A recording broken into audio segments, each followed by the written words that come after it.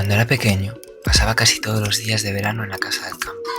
Desde mi ventana se veía la sierra, y yo me imaginaba el mundo que comenzaba detrás de aquellos pinos, en los que cada noche los grillos daban un concierto de cuerdas para todos nosotros.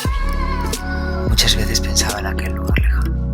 Me imaginaba una ciudad fronteriza llena de tormentas brillantes, donde terminaba tu orgullo, donde empezaba mi sagrada impaciencia. Más de una vez pensé que caminando podría cruzar aquellas montañas, pero siempre que me lo proponía, acababa abrazándome una enorme tormenta.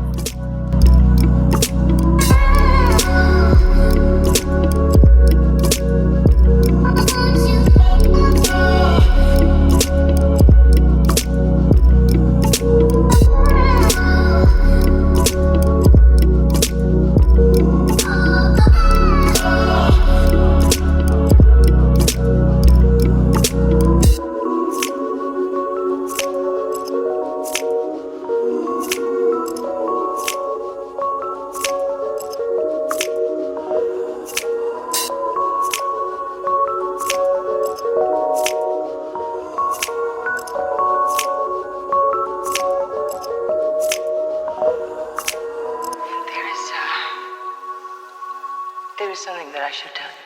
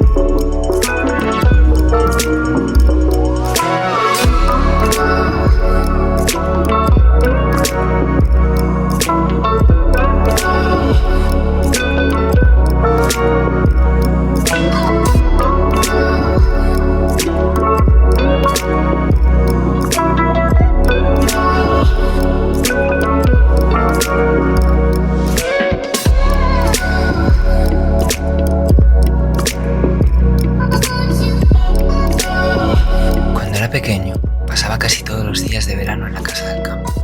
Desde mi ventana se veía la sierra, y yo me imaginaba el mundo que comenzaba detrás de aquellos pinos, en los que cada noche los grillos daban un concierto de cuerdas.